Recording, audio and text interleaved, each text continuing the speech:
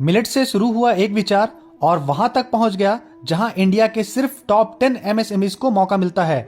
आज मैं बताने वाला हूं कैसे लिखने का शौक, पढ़ाने का एक्सपीरियंस और कल्चर से जुड़ी सोच इंटरनेशनल अपॉर्चुनिटीज का रीजन बन गई। आज की शुरुआत होती है सुबह 5 बजे उठने और नहाकर भगवान की पूजा और फिर रनिंग एक्सरसाइज रूटीन से, क्योंकि जब आप अपनी रूट से जुड़े रहते हो तो अपॉर्चुनिटीज आपको ढूंढनी नहीं पड़ती है, वो खुद आप तक आती है। हिस्ट्री और लिटरेचर में इंटरेस्ट होने की वजह से जब मैं पढ़ाता था तब मैंने कुछ बुक्स लिखी हिस्ट्री और इंडियन लिटरेचर पर। वो बुक्स आज भी अमेज़न पर अवेलेबल है।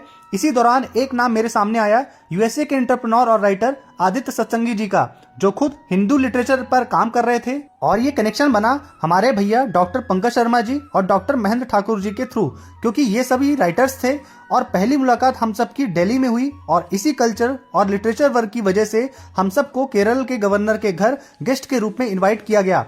वहां मैंने उन्हें रीवा में बने सुपारी के भगवान जी का गिफ्ट किया, जो उनके लिए एक सरप्राइज भी था और इमोशन भी। उसी कन्वर्सेशन में मैंने अमरकंटक, हमारे रीजन के मिलेट्स और टूरिज्म का जिक्र किया और उन्हें पर्सनली आने का इनविटेशन भी दिया, जो उन्होंने एक्सेप्ट भी कर लिया। और फिर मेरी आदित्य सत्संगी जी के साथ बातचीत के दौरान यूएसए के वॉलमार्ट इकोसिस्टम के बारे में डिटेल्स में समझने का मौका मिला।